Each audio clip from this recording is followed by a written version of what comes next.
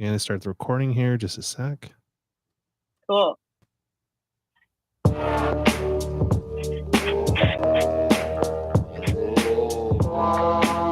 a vibe. That's a good vibe. Welcome to Photography Chat with Merlin. Photography Chat with Merlin.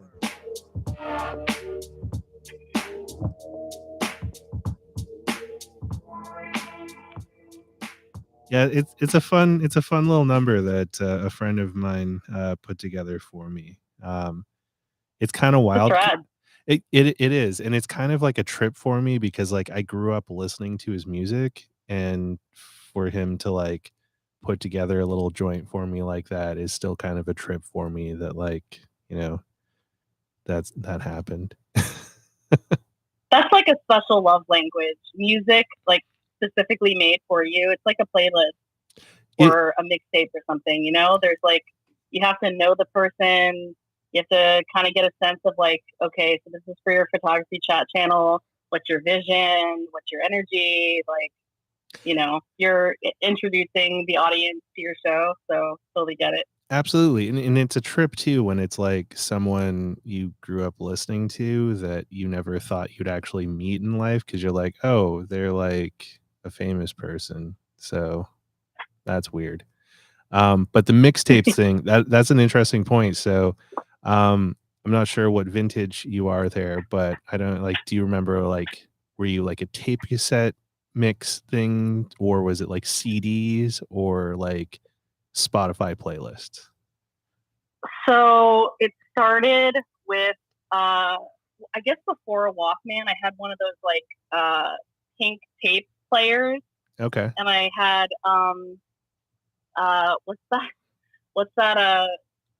Aqua, or it's like I'm a Barbie girl, like like I distinctly remember like having that little pink like tape player and like listening to that, and then I graduated to like a Walkman and an iPod, which I still have, by the way. And then after that, I'm actually okay. So this kind of makes me like one of those weirdos, but I actually have Apple Music instead of Spotify. I like use Spotify too. It really there's no logic to it at all. Um, I don't think that makes I you a guess it's because I weirdo have an because iPhone. I use both. Because there's like some stuff on Spotify that you can't find in Apple Music and vice versa. And I'm also trying to like wean myself off of the Spotify tit because they like support war and things like that. And so like, not very cool. If you dig deep enough, every company though is problematic. But I'm sure Apple is probably doing something shady on the side. But yeah, I totally. It's true. Like, it's hard to like not be part of harm in our world today. So yeah. But I get it. It doesn't make you a weirdo. It just makes you more musically eclectic, I guess. I'm gonna run with that. I'm gonna say that I'm eclectic. I listen to Apple Music. Exactly. You're a trendsetter. Mm-hmm. Steve Jobs would be proud of you. I don't know how to respond to that, but cool. Yeah, it's like old white men in turtlenecks being proud of you. Is that something that you want? I don't know. I do wear a fair amount of turtlenecks to work in the winter, so I guess there's a connection there. That's fair. I can't rock a turtleneck. It feels weird when my like beard is like rubbing on it. So it just, Mm. you know, not for me. But I feel like when you hit adulthood, you just you wear whatever feels comfortable, and you say screw it to everything else. There's yeah, no wrong way. Tie dye, always awesome. If you rock the tie dye, who cares if what age you're at? Just wear what makes you feel comfortable and what makes you feel good in your body, in yourself. I would have to 100% agree with that, but I definitely have had some girlfriends that don't agree with that because my style has not changed significantly since 1995. Um, I might still even have some shirts from that time that I don't wear frequently, but like sometimes they pop up in rotation. And I've definitely had a few girlfriends be like, grow the fuck up. Like, you're an old man wearing like skate shoes and like, skate t-shirts. I'm like, whatever, fuck you. It's comfortable. Yeah, I mean, I definitely appreciate when people have style and can switch it up, but I also feel like, there's that element of like, oh, okay, you kind of rock the like sandals and shirts, and then there's like a fancy occasion and you like totally, switch up your look and do it up, and people are like, whoa, I feel like that's kind of how I've been, because I'm not a morning person and I hate getting up early and working in a school. I'm a counselor by day. Uh, I don't wear makeup a lot to work. So when I do, people are like, whoa. I'm like, I just, if my day started at like 2 p.m., it would be a whole different thing. So there's also the That's element of fair. surprise. Yeah. It's good to have the element of surprise. But we forgot to do your introduction for some people that may not be Oh, familiar okay. with you there. So if you want to take a moment just to like say hi to everyone and like just like, say like, who you are and whatnot. And Oh, someone wants to see your hi. earrings. Oh, Adeline wants to see my earrings. I'm wearing some little Monstera leaves Oh, because that's they kind cool. of go with the blue. I'm really a nerd. I literally wore a Polaroid shirt to talk about Polaroids on a Polaroid / photography podcast. That's just, I love that. committing to the bit always. Okay, so my name is Casey. I live in Chicago. I am a social worker counselor by day and a passion photographer, analog hobbyist, what have you. Uh, the rest of the time, I mostly work with Polaroid film. It's my favorite, and I've been shooting film for about 3 years, and uh, I love it. I love old things, and I feel like analog is photography is kind of just an extension of that. That's fair. I like old things too. The thing though, for me, old things just seem familiar and not old to me because I just kind of grew up with them. But how did you get into photography? Um, so I think the interest has been there for a while. I've always been an appreciator of art. Anytime I'm traveling somewhere, my big three are like, all right, where's the ice cream place? Where's the prettiest natural park? And where are, the art exhibits, art museums? So I think I've always been, at least a casual appreciator of photography.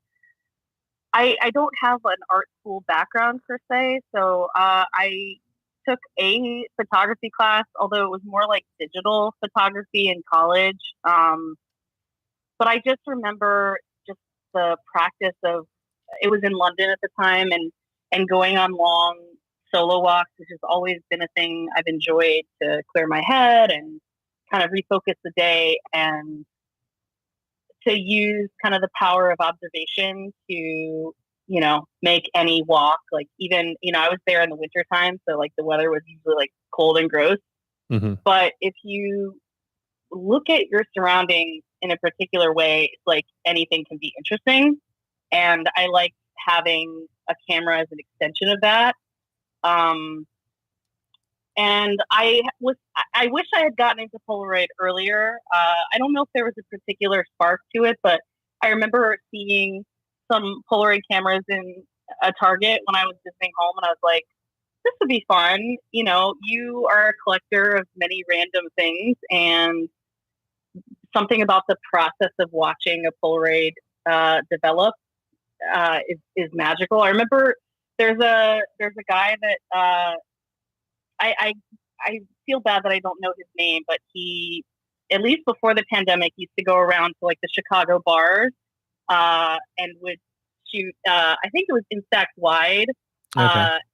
pictures like at bars and stuff, just as to catch people out and about. And I thought that's so cool to he's observing, the different night scenes and interacting with people. And if they want to get their picture taken, they can get their picture taken. And I know I have one buried in an album somewhere from my earlier years in the city. I've been here about 8 years.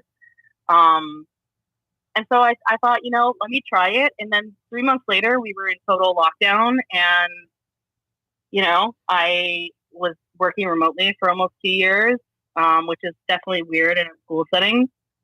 And, to not just drive myself, off the wall, I went on a lot of walks, and my Polaroid camera was my companion in those kind of solo walks. And I just kind of became addicted to it. And I think I also hoped that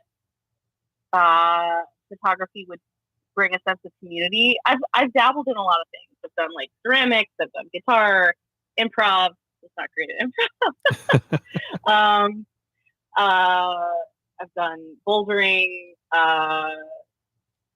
knitting. I still knit, scrapbooking, like you name it. I've pretty much like tried it. And I think the goal was always like to meet people and, build a community away from home because I don't have any family here.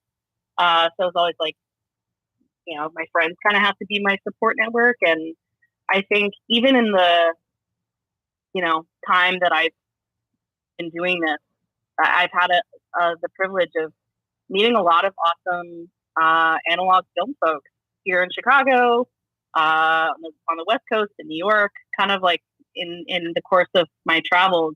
And it's just been really amazing. And that kind of just feeds the desire to learn more, create more. I have a lot to learn still, but it's really the hobby that's kind of clicked all the all the things. So the Polaroid thing is relatively new then for you. It's relatively new. Yeah. I've only had my Instagram like a year and a half, maybe. Oh, cool. I think. So it's relatively new.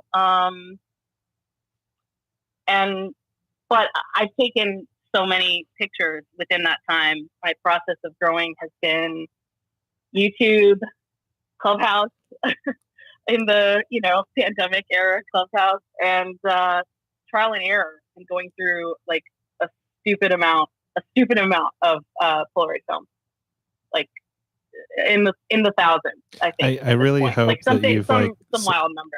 I really hope that you've like signed up for reward points and you're buying it straight from the website so that you can take advantage of that. Yeah, I do buy a lot of my film from Polaroid's website directly. I also use my local camera store and Target as well in a pinch. Like if I need something kind of day of, there's a lot of Targets everywhere. So it's like I can always get something if I need it. Yeah, you guys have a lot more access to it down in the States than we do up here in Canada. But in either place, getting it right from like the Polaroid website has like a huge value to it. Because if you're buying like large volume, the reward points are pretty decent. Because like I think it's every like 20,000 they give you like $20 or whatever. It like helps with like taxes or shipping or like whatever. And then you also know you're getting like the freshest shit because like you know how long that stuff's been sitting at Target and That's true, and I know I'm sure they don't. Their film never sees a fridge ever, No. which isn't necessarily always a bad thing. I like the little lightning streaks and the little kind of spots of sort of those like bleachy effects that will sometimes come up on film. I as of yet have not had the self-discipline to hold on to film for more than a couple months at a time. I wish I were like Jamie and could sit on packs for a year, 2 years beyond expiration. That has not been the case thus far. Well, So I'm like Jamie in a sense where it's like I have like these special packs of Polaroid that have been in the fridge for a while, some of them for a couple of years now. That I'm like, one day I'll shoot that, or like for the right project or like the right thing. But then I go through like a shit ton of I-type, especially since I got like the Power Ranger so that I can shoot the I-type in the 680 and the Oh, that's awesome. SX70. So yeah, it is awesome because it helps like, cut down my costs a bit because like, Polaroid gets really fucking expensive after a while. So you have to watch out for that. Yeah, I would just say don't approach it the way I have, which is impulsively and reactively rather than with some sense of a budget or mindfulness of it.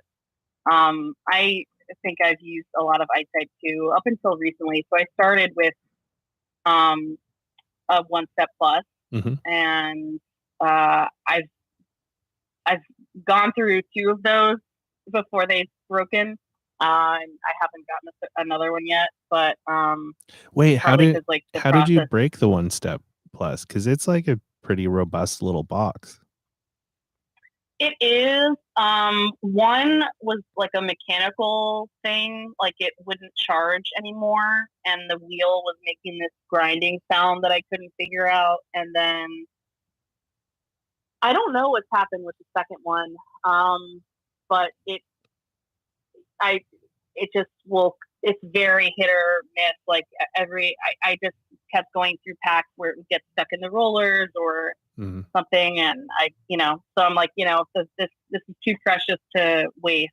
So I've used my SX70 sonar more recently, and if I have actually shot a couple of packs of I-type in there, like by taping a battery to the bottom of the pack. I'm like a little bit nervous to do that constantly because I don't want to like mess it up internally. I've had repairs done on it, and no joke. But in a pinch, I have done that, and it looks nice. So Well, you can get the Power Ranger from Retrospect now pretty easily. So like that's a handy thing to look into if you want to shoot a bunch of I-type in your SX70 or SLR 680. I'm gonna look into this. I trust your judgment. Um, Hello. Sorry, I'm like too nervous to look at the chat like constantly. That's all But like right. I'm seeing familiar faces. I'm like, hello. I'm like looking at my camera. Otherwise, I'm just gonna like, you know, get stressed about it. No stress about that. um, So but I yeah, I'll have to check that out on retrospect. There's a lot of accessories, and right, going back to like the cost, yeah. you know, there's I sometimes have to kind of like distance myself from the Discord servers because there's constantly like conversations about accessories and different parts where I'm like, that would be cool, but that's way beyond what I can do right now. And I feel like I want to really be comfortable with the gear that I have currently and know Mhm. it in all conditions, inside and out, um, before I get too many new things. The most accessories I think I've bought for the Polaroid specifically are like the like color filters. Okay. I've ordered some from like um,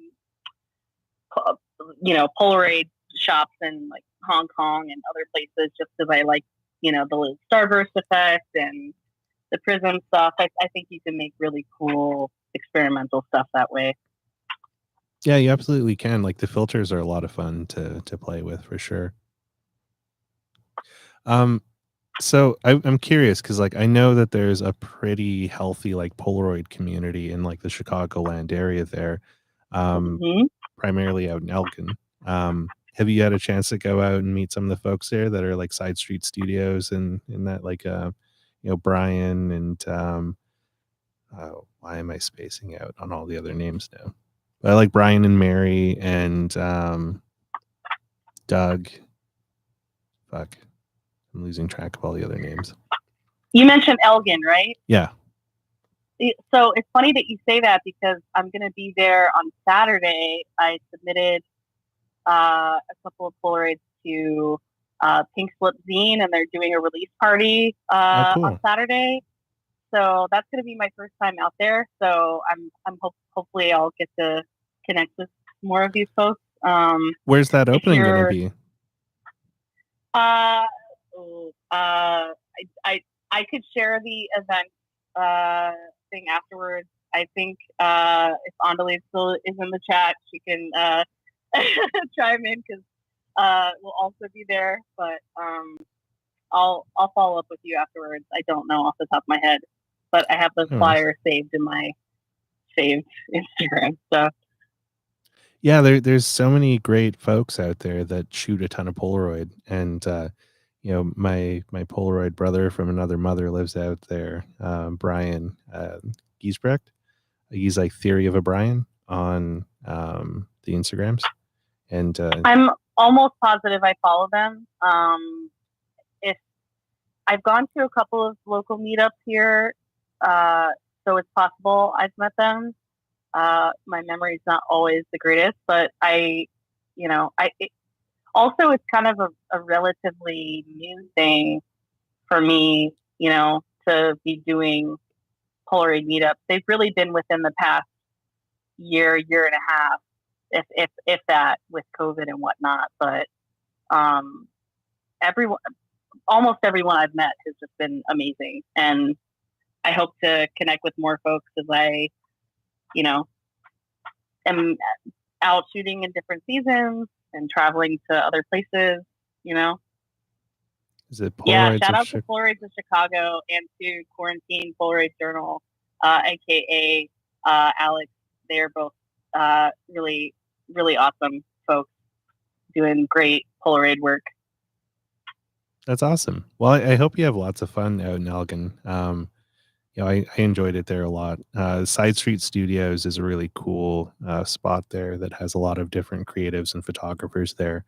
So it's like if you get a chance to go check it out, like before your event, it's definitely worth stopping by and taking a look at their space there.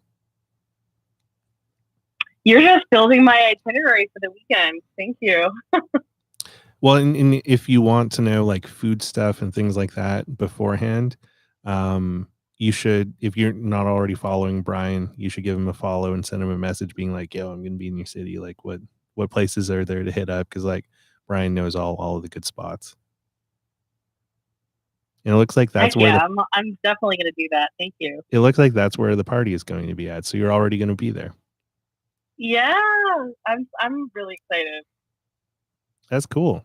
It's the first time my stuff's ever been in a publication, which is, I mean, most of my Polaroids sit in a stack of 6 or 7 boxes by my desk here, and if they're not on my website or my Instagram, I'm the only one who sees them. So it's kind of surreal to have other people, holding,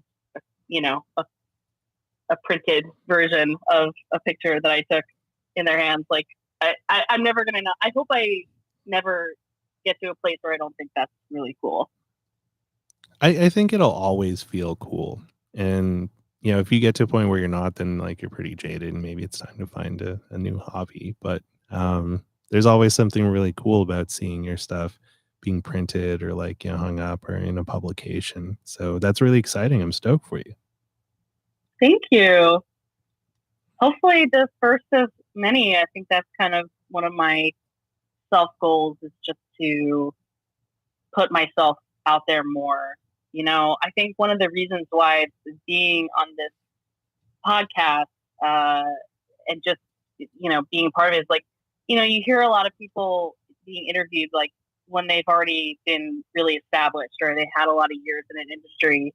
And that's great. And there's a lot to learn from that. I know I've tuned into a lot of great episodes, YouTube channels, all that stuff, and would plug that and do plug that a bunch. But I think there's also something to be said to hear from the point of view of someone who is earlier on in their journey and because these hierarchies that we kind of create, and I think social media sometimes reinforces, are kind of an illusion to some extent. I mean, that's not negating, like, as you build a portfolio, you're depending on the type of work you're doing, you gain followers, you're making money off of what you're doing, all these things. But I think there's also something to be said, even if you're not a professional photographer, that you still are an artist and you still have, something important to share with whatever community you choose to share it with. It's totally true. It's nice to get like a fresh take on things, and it's easy for like people that are already involved in it to like get jaded or like have egos of some sort and whatnot. I'm kind of curious, as like a newcomer into like the photographic communities. What has your observation been of like the like online social media communities, and like perhaps some of the local like in-person communities you've been able to get involved with? I think locally it's really awesome. Like I said, I mean, the folks that I've met here, and I feel like I've been in New York a few times in the past 2 years, and I've met some great folks there. I really feel like I should give Bob Greco a shout out, Picture Man Bob. He has not only connected me with a lot of really awesome people everywhere from like Seattle to Texas to New York, but has shared a lot of time and encouragement. Uh, so shout out to Bob. I don't know if he's here right now, but he's great, and Bob deserves all the things.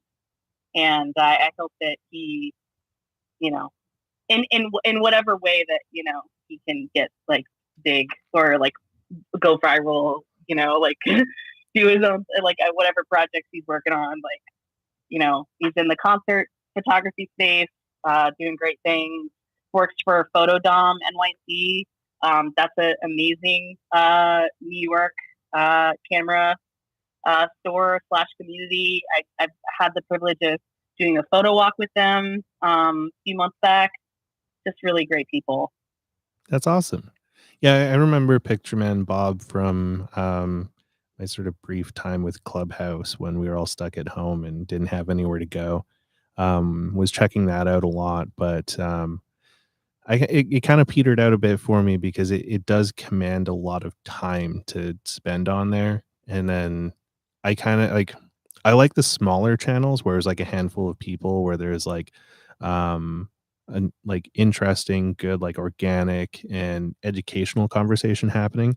But I also did Mm-hmm. notice that there were a lot of rooms that, for lack of a better term, were full of douchebaggery, where you had like this Yes. panel of like experts that were telling you like, you need to do it this way to like, be a real photographer. And I'm like, who the fuck are you people? And like, these are the kind of Yeah. people that I find annoying because they're like gatekeepers, and they could really sort of like diminish someone's interest in actually wanting to pursue photography because like some fucking asshat with like a razor fade and like a whatever is telling them that they like take Yeah. shit pictures, and it's like, well, your pictures aren't that good either, man, so like what the fuck. I have uh, I have interacted with these people. I'm not gonna, of course, like drag any individual person. Hmm. Um, but I have been in those spaces on Clubhouse and Discord, and also occasionally have had those interactions too, like in person. And it's like you get the vibe pretty quickly. It's like if people are there to kind of like flex their gear more than connect with other people. And I think that's like the more people that you have in a space. Uh, there was one photo walk that I went to in not the one that I mentioned from Photodom, but where it was like it was really cool. I met some people that I had talked to, but I think just like as a collective, the general like impression was like this is a bunch of like broy dudes, generally like just showing off their $1,000 like thing, and you kind of get a sense like I remember like introducing myself to some people and like being like, hi, like I'm Casey, like, whatever, and trying to start a conversation. They're just and it was like you get a sense that like they're really not, if you're not established or you're not like, a model or somebody with like a cool looking camera, it's like they're not matching your energy. And I was like, all right, on to the next person, Like I have no interest in like the sort of like fake bullshitty, stuff. And I feel like I've been hesitant to go. If we're keeping it really real here, Merlin, even some of the like Polacons, I've been skeptical because like the recaps on Instagram are like white dude central, and I'm just like, like if I, God forbid, I don't have my SX70 on me, and I bring like, my Polaroid Go, which I don't sleep on the Polaroid Go. It's really fun, and it actually has. Yes. Okay. I think you mentioned that on your last interview that we were going to talk about that. Look at this face. Look at that face. Adorable. Like how can you be mad at that face? Like, I mean, it looks kind of sad and like meh, but it's like kind of like adorable in its own way. It's kind of like you could put this on like the head of a robot, and that would be like the perfect. Like, could you imagine this with like a little body, and it's like, it just like looks at it's like, you want a Polaroid? Okay, I'm just gonna like wander over here and like take your Polaroid. Yeah, it was a Polaroid Go. No, absolutely. Yeah, I love that. So also follow Big Top. Side note, I'm gonna plug you for a second. Has an awesome Twitch channel when he's developing film and is taking great photos in San Antonio. I've been able to meet him. Speaking about like meeting the Polaroid community, he doesn't shoot Polaroid. He shoots like 35 millimeter film, which I also shoot a little bit, but I don't put as much of that online yet because I'm still trying to build my confidence there. But yeah, follow his Twitch channel, his page, really great. Yeah, his stuff is absolutely great. I could just spend my time plugging everybody in the chat, honestly, but I won't. We can, except for that slouch guy. He's a total dick. Don't plug him. No. Actually, that's my best friend, and like he does deserve a plug. But the Alpha thing was funny because like he has a pair of Alpha 7s that he's like fully decked out with like all the accessories. But I get your thing, like, so those guys you're talking about, I call them brotographers, and I don't like going to like brotographer shit and like photo broing about stuff because like I don't know, I don't really give a shit about gear, and it doesn't make you any better of a photographer. Like, you could spend tens of thousands of dollars and still take shit pictures, or you could go buy like a disposable camera and make some really like fucking fire shit. It's like, can you see images? Like, because there is like sort of, I don't know if it's like a skill or like something like that where people can see something that others can't, and that's like a really important thing, and you can't pay any money to find that. Like, it's just either you adopt that skill. Like I know there's like a lot of skateboarders turned photographers that like have sort of honed that skill of like looking for a skate spot and like transferring that over to like seeing a really cool photo. So yeah, bros no, but community good. The Polacons community good. Yes. So there's a lot of ways to support other people. Like I feel like it's a green flag. Are you sharing other people's posts that aren't yours? Are you, showing up for people in your community, like when they're doing releases or, tabling somewhere, or like leaving comments on people's photos, it's like, I don't care if you have 20,000 followers, like you're looking at your comments, and if people are saying nice things, like it's going to stand out. I think about, I've never met her, but her handle is Crowflies, goes by Barbara. Yeah, Barbara, she's great. I love her, and I swear every time I felt like shit about my own work, she'll come in and like just write the sweetest messages and comments, and like I think I was having a conversation with her once about like, oh, I'm working on looking through my galleries today, like talking about people's Instagram galleries, and I think that's such a cool way to think about uh, Instagram as like a platform and just engaging with other artists' work.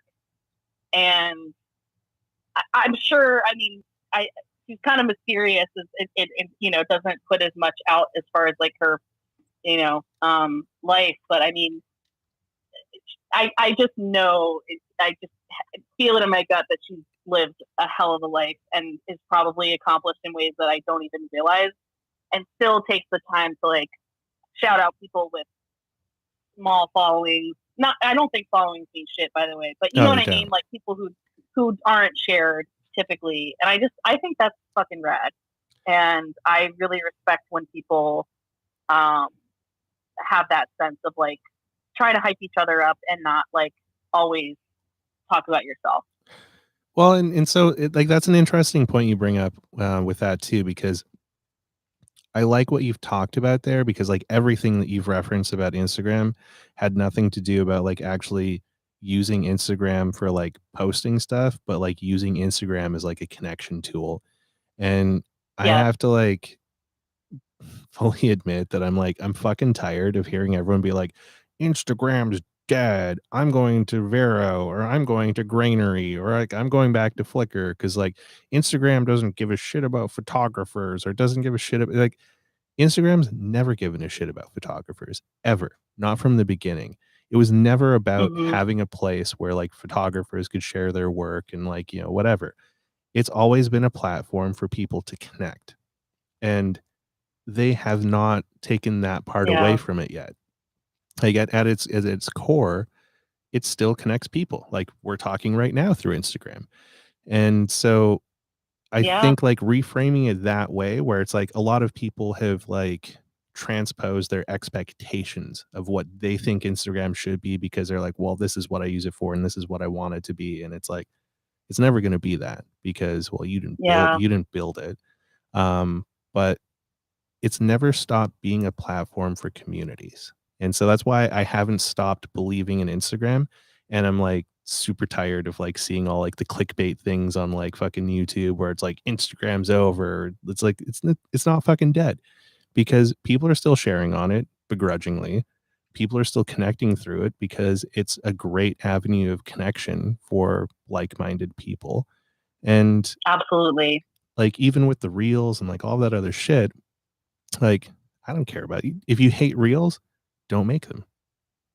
Yeah. Like, it's that easy. Like, and there's also like a degree of like not giving a shit about the algorithm game. So like a few years ago, I really wanted to hit 10K and like I was obsessed with the idea of like, getting to 10K and I was like so angry that my followers were not increasing and I'm like, I don't know how like I was like trying all the things to like get better engagement and I just like hated the whole experience of it and I lost the feeling of what was important to me. Like what was important was the people, Mm. being able to like talk with people, being able to like share with my friends and have them share new stuff with me and come across just randomly like other people with interesting things, not only photographers, but like other creators or like, Mm-hmm. emo boy word shit, things like that. Cause I love shit posting that stuff in my stories. Um, Yeah. you know, that that's never gone away. It's always been there the whole time.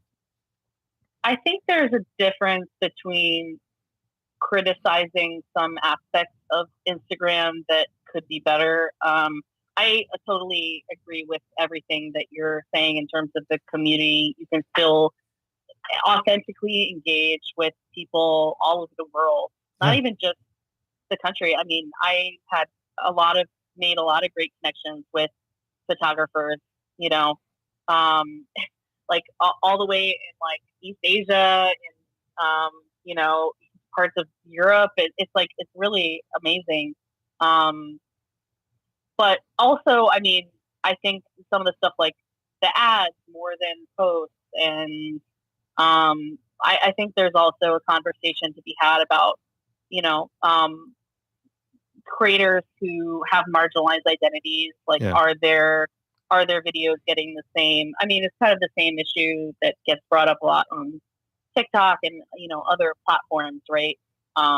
You know, algorithms are built by people, right? And so, and we live in a racist society, so like we have to be critical consumers and critical engagers, and understand that technology is not this like neutral zone when it Oh comes God, no. to misogyny, racism, homophobia, transphobia, you know, the list goes on, right? So fatphobia, right? Like, you know, what types of you know, content gets the boost and stuff like that. I think there is a valid conversation to be had, but I also think that, you know, while there are other alternatives that are, you know, developing, I know Granary is relatively new.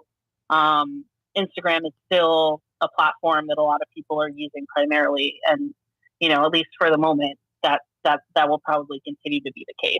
Yeah, and like I checked out Granary, and it looks interesting. Like it's neat, and I just I was immediately turned off by it, by the requirement to list your gear before you could even post anything.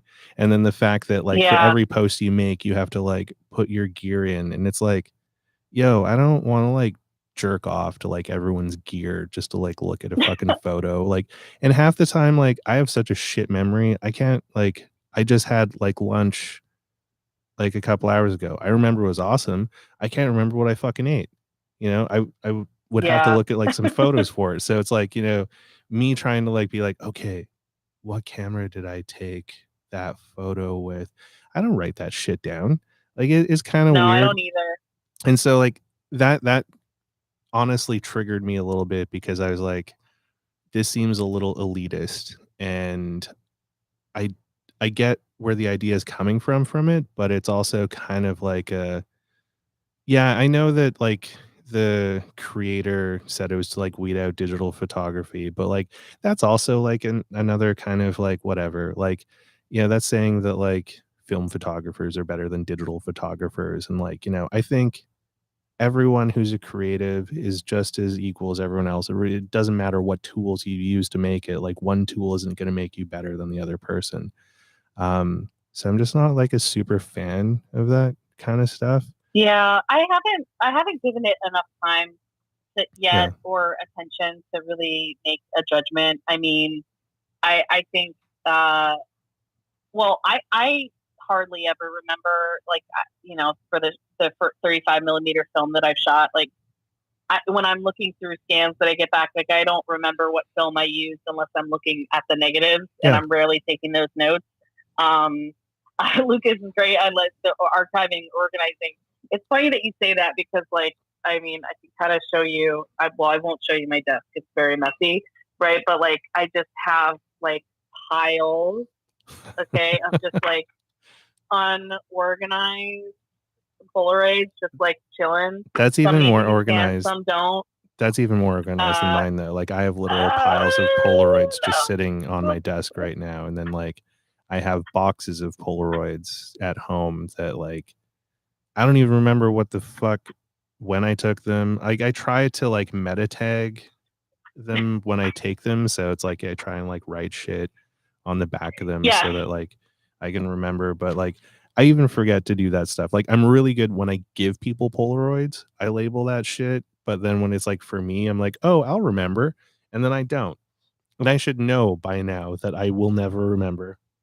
But it's like, it's so true. yeah. All my old Polaroids, I know the difference when I'm looking through my boxes because the blank ones are my earliest stuff.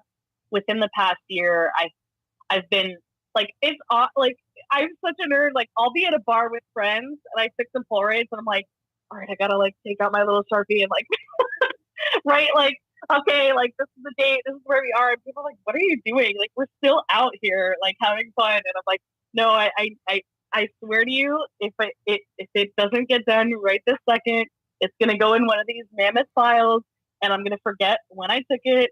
I even will get more specific and like write expiration or the production date of the film, which I don't. I think in my imagination, I'm like, oh, like if I'm, submitting to stuff one day, it'll be like, oh, like was it if the film changes over time, like, oh, it was like this batch or this batch, but it's I haven't actually like used it yet, but the Virgo rising in me is like, this will be important one day. It's interesting to try and like organize that kind of stuff. I'm terrible with that, except when I give them to people. I don't people. even know. Oh, sorry. I was gonna say I don't even know. Like speaking of granary and stuff, like I think for the most part, I think I posted 1 or 2 pictures from a Holga, but most of them are Polaroid, and it's like I don't even know what like the lens on my camera is, and I use this film, and I hesitate to say that, right? Because I don't hesitate, because I don't know the lens either. I'm like, it's a fucking SLR 680. It's like, yeah, exactly. It's like I know, I use the camera a lot, but I'm not great with tech spec stuff, and I think so. I'm part of a group of women who and Andaliv is one of them that like we've gotten together and as women in Chicago and done photo walks together, and we just the tech bro stuff is almost completely absent from our conversations, because it really, if it's not something that's really critical to like the project that we're trying to do or the effect that we're achieving, it's a lot of it is just like kind of like you were saying before, like this one upping, this I'm feeling insecure in this space or socially awkward, and so I'm going to kind of like not hide behind. Yeah, I mean, I guess hide behind your gear to some extent. And I'm not trying to like talk shit on other people, right? Like I'm like anytime you're in a social space with something that you nerd out about, like you're gonna want to share that in whatever way comes naturally. But I don't think, especially since that was kind of like earlier in our conversation about like especially like white guy tech bro phenomenon. I feel like those spaces tend to be dominated more in the technical aspects rather than like asking, what are you excited about? What are you curious about? What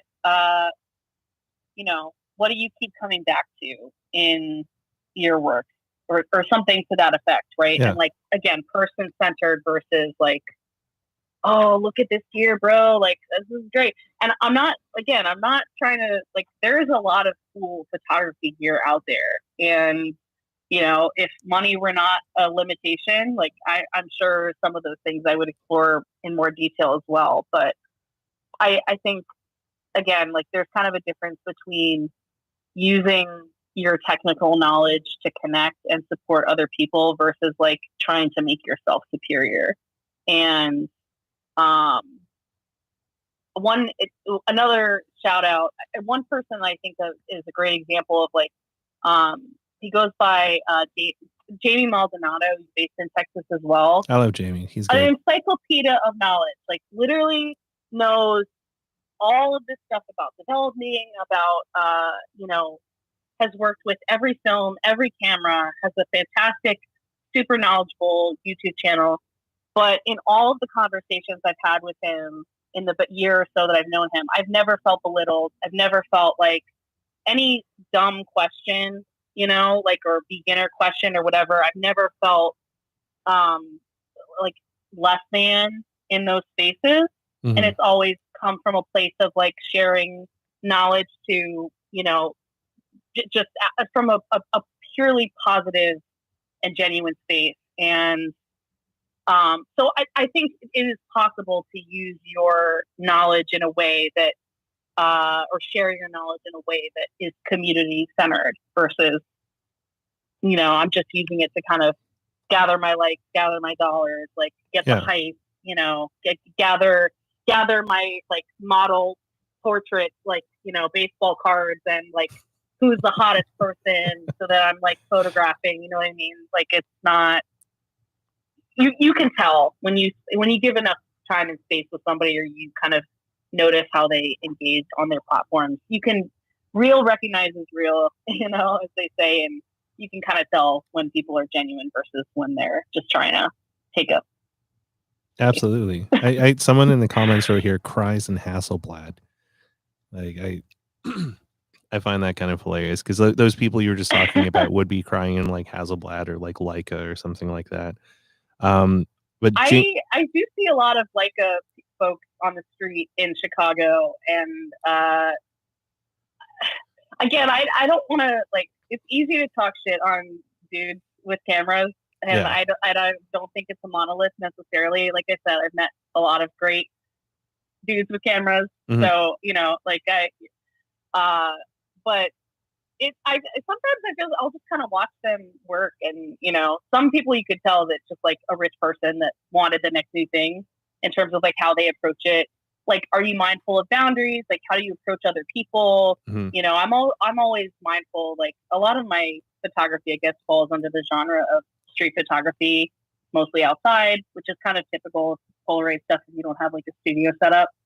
Are you mindful of people's boundaries? Like, if somebody's upset and you like, are you kind of breaking their space? Are you checking? All the things that I feel like if you're mindful about how you approach your craft and your work, like you think about those things. Absolutely. Versus somebody who's just, I've got the Leica and click, click, click, and they're not necessarily taking that moment of pause to think about, what is the purpose? What is the impact of me being in a space? So Analog Villain here says that you should talk shit about them. That's what they tune in for. And Casey's energy and vibes, of course. Listen, I can talk shit all day. So Spill the tea. Like if I'm comfortable, like I can, I can definitely get in growth mode. But like I said, I think there is a difference between, I don't think just because you know a lot about photography doesn't necessarily mean that you're an asshole that I'm not gonna pay attention to. It all depends on like how you carry yourself and how you engage with other people. Because like there are a lot of Leica bros out there that are just like shameful human beings that probably shouldn't be like doing social interactions. But then also there's a ton of people that shoot it that are like amazing, wonderful people that make beautiful work. And, I honestly didn't understand the whole Leica appeal until I used one for a while. And then I was really angry about it because I was like, it's a nice piece of machinery. Like for street photography, especially, like I was like, I see the appeal of this. But it has a weird stigma around it because, guy with camera, all that kind of stuff. But it really depends on like how you carry yourself and how you interact. Like, people like Jamie are like like absolute treasures. And for the most part, I've come across more people that are like open to sharing. And I have to circle back to something that you brought up earlier. I have to defend Policon just a lot, and not a tiny, a lot of it. I hope to attend one. I'm just saying, like from an outsider view, that was my initial read. Yeah. But I also follow a lot of the people and enjoy the art that a lot of the people who attend Policon. It is pretty white, but not only just white men. So it is pretty white, but not only white men. There's a lot of white women there as well too. Minorities could definitely be better represented in it, but the Policon community has been one of the most open and welcoming and sharing communities that I've come across in all of the photography communities I've found so far. It's Policon is like church for me. So like, I've been bummed out I haven't been able to go for a while. So I'm really looking forward to getting down this year because it'll be the first time I've been down to Denton since 2019. And it's Policon so white. Well, it is in Texas, and so Texas is pretty fucking white too. I'm just saying. But it's a great community, and don't let that sort of like outside observation kind of like freak you out a bit.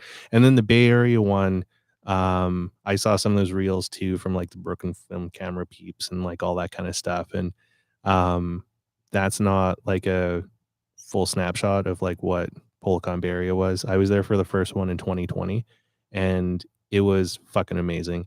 There was a really good diverse crowd at the Bay Area one. The zines and things thing there was like awesome.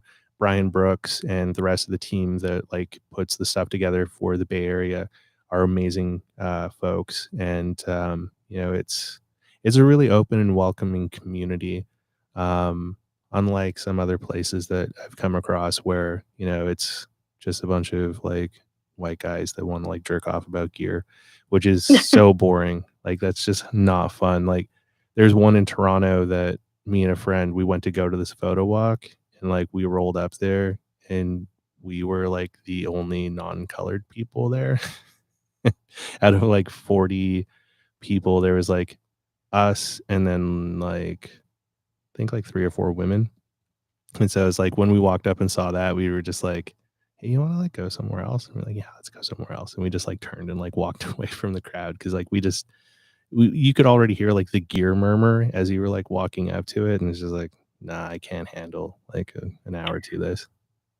Yeah, I think it's also important, right, when you talk about like safety in spaces, like who are you asking, Yeah, right? Because like I'm sure my experience as a white woman, like being in Silicon space, I remember I had one of my friends who lived in the Bay Area who inherited a Polaroid from her family and was like, oh, you should check this out, and is a woman of color and was like, this was very like, and not, a regular photographer by any means, but I remember like the conversation afterwards, like, yeah, I met some cool people, but it's like, who are you centering and who's experience, like when you talk about like feeling comfortable in a space, and that's just more broadly, right? Like, just because a space is diverse does not mean it's inclusive or intentional. And that goes from everything about like the booths that are set up, like the cost, like who's featured in the reels. Like there's all these different like components of that. And so like I would not be like thinking about myself so much when asking like, is a space really inclusive or not? And I would trust other people with different marginalized identities and intersectional identities to like, especially folks who are non-white, to be like, and on the about flip space of that too, more is than like myself. on the flip of that too, someone that's like had to like put together events and like, do their best to be mindful about everything.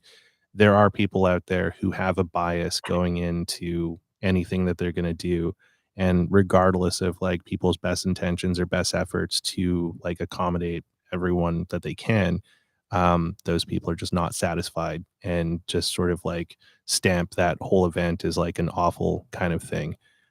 So like that's another thing that's tough when people are putting events on, is that even with best efforts, there's just still people that like won't be happy and will smear that event and those people.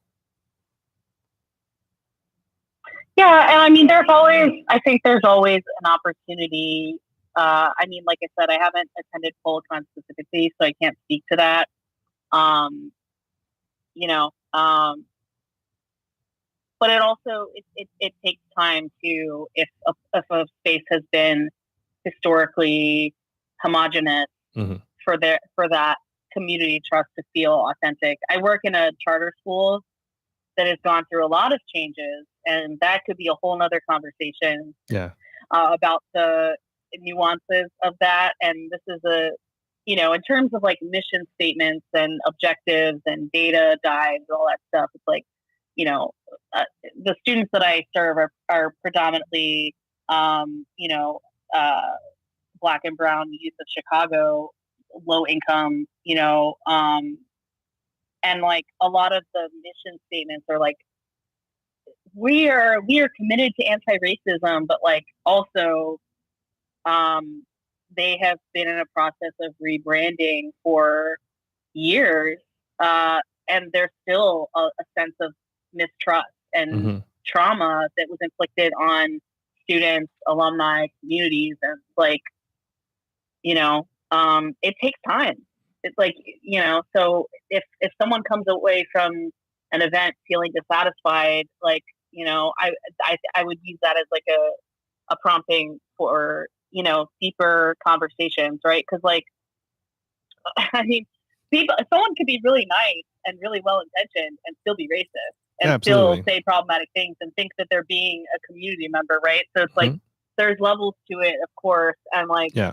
um, right, like any sort of you know uh work that's combating white supremacy and oppression and different and exclusion is a long process and requires a lot of, like, you know time, patience, and intentionality. And um, I think that's true in film spaces as well. Like, I think about the movement with, I think it was uh, I haven't followed her as long. Girl with Too Many Cameras, I think, boy, was one of the ones bringing up with like Yeah. Kodak sharing a lot of like male photographers. I mean, it's like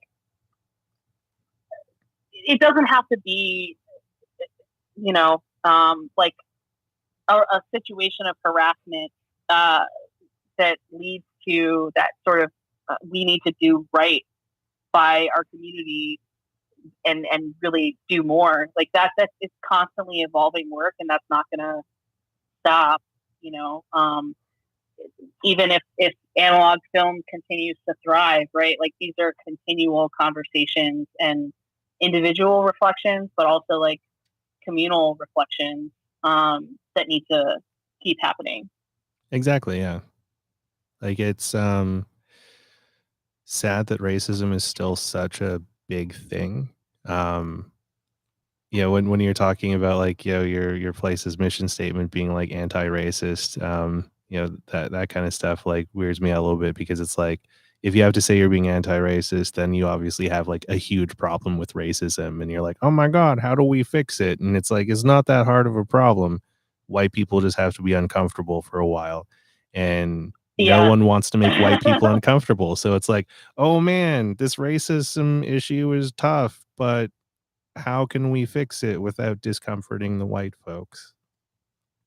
Yeah, so much fun. Yeah, I mean, it's mirrored in art spaces, Yeah. education, any space you're looking in, that's going to be the case. And Well, it's even um, like the studio space that I'm in right now. So like, it's an old motel that was converted into an artist's lodge at the start of the year.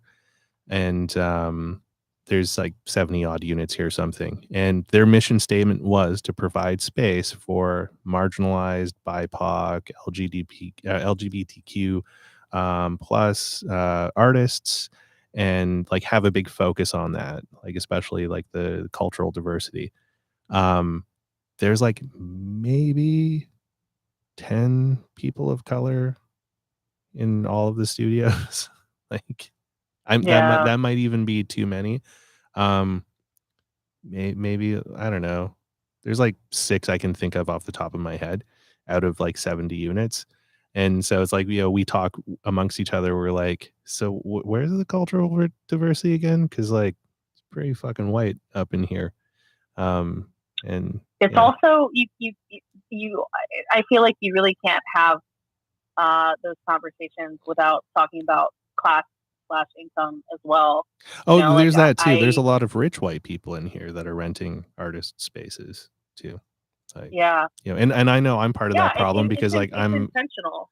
well, yeah, and I know that like I'm also a bit of that part of that problem too because like, I am a person of color, but I also have a job that affords me to be able to like get this space and like use it just as like a hobby kind of thing instead of using it for work. Like some people here like use these spaces to like make work so that they can make their living. This is so like I can get away from my living and like do something that makes me feel like whole about life and like not hate my life in general. So it's like, I get that like I have a very privileged approach to like, what I have here. So it's interesting for me to like navigate the conversations that I have with like my like other sort of inhabitants here of this space. And it's been a real interesting learning experience these last few months. I'm sure. Yeah, and interrogating the studio spaces and that dynamic. But I also think too, like, money talks, Yeah. right? And money matters. And I think a lot. I've had like private conversations with folks about, and I'll center Polaroid in this. Like I've heard a lot of stories of like people they feature work on their photo boxes, their website. The artists they're featuring are not getting paid. I don't even think half the time they're getting free film. No. Why is that the case? And it's like, but it's like using artists of color as like a trend, or to be edgy. But then it's like you're not paying them. Exposure is bullshit. Like pay your artists, period. And like I get that Polaroid is a small company, and that they might not be able to do some of the programming or wide-reaching things that companies with a bigger bank can do. But I don't think that's necessarily an excuse. There are ways to be intentional about community building. It's like they used to, share community photos every Friday on their Instagram, and and I watched their page closely. And they haven't done that in,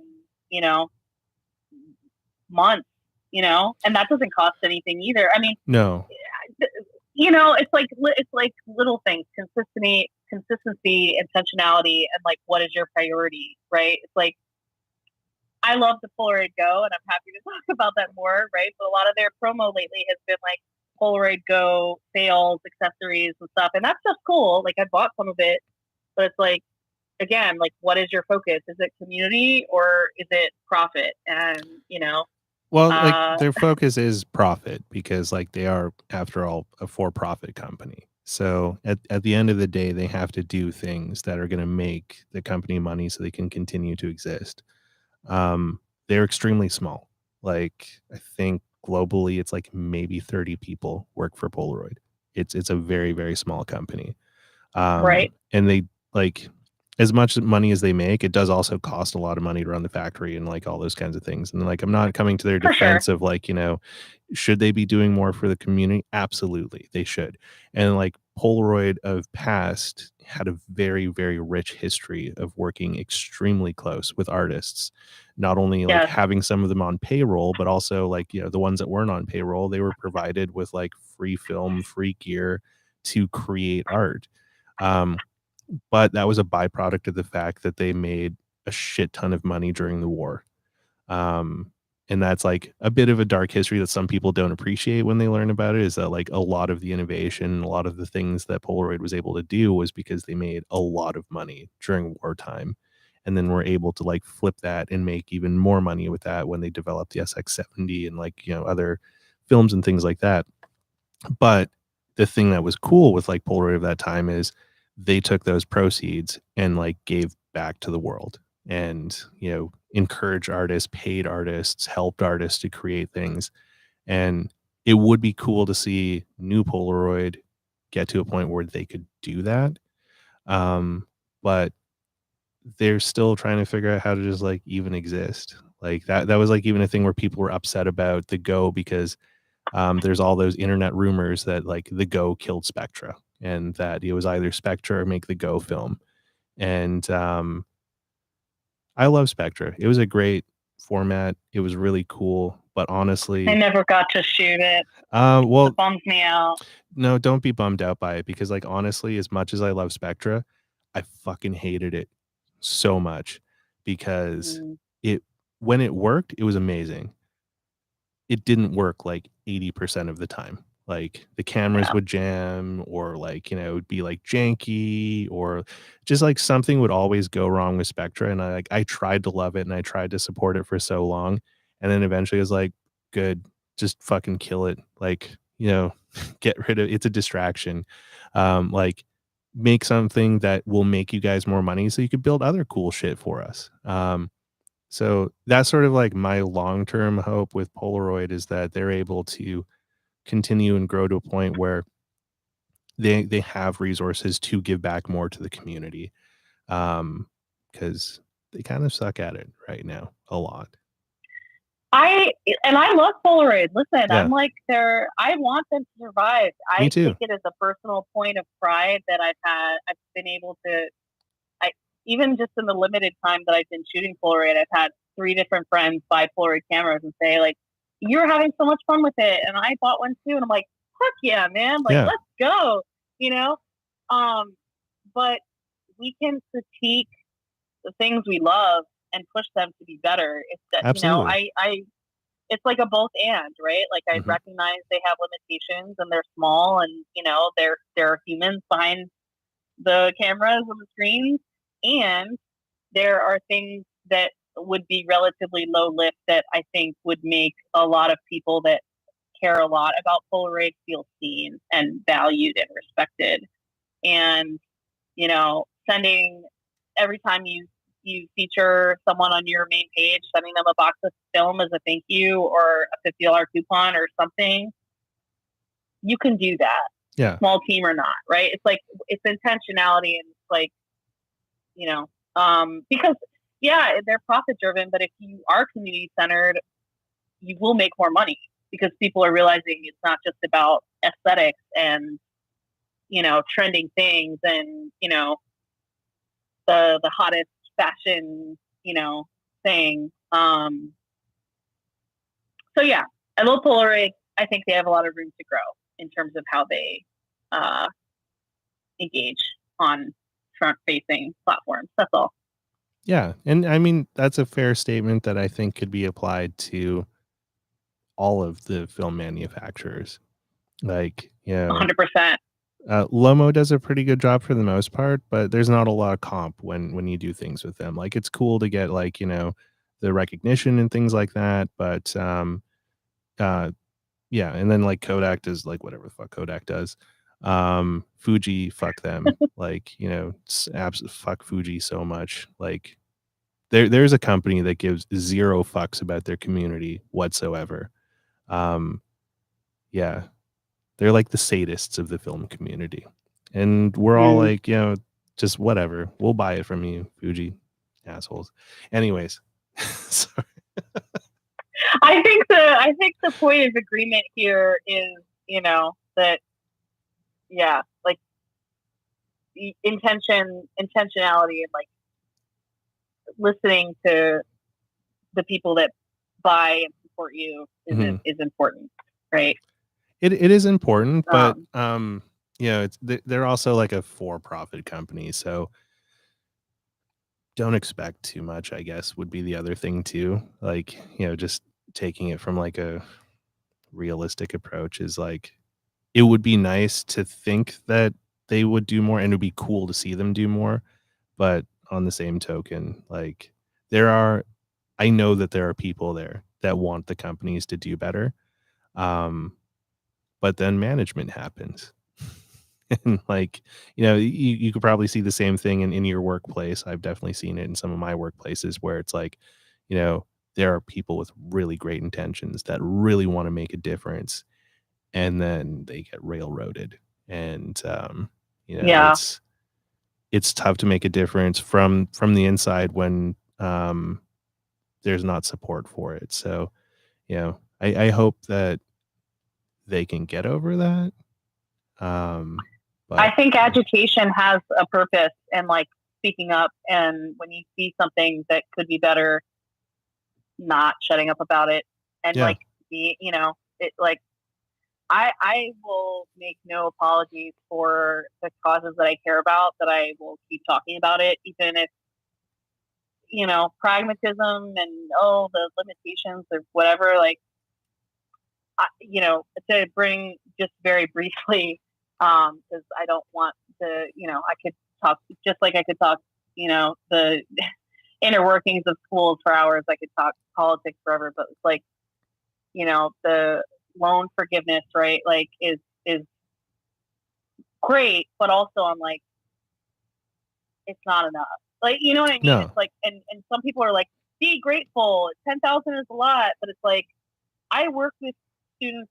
I just this morning I was working with a student who is set up a GoFundMe to finish their senior year of college because some algorithm for FAFSA said that they make too much money and now like is struggling to be able to pay. So like $10,000 in loans is a drop in the bucket. You know what I mean? So Well, it's like I don't care if I alienate people to like or people like look at me saying like fuck this and think, oh, like, well, she's just on, like I don't I it's like a both and, right? Like I understand that, we work with systems that are slow to change, slow to move, that are driven by capitalism.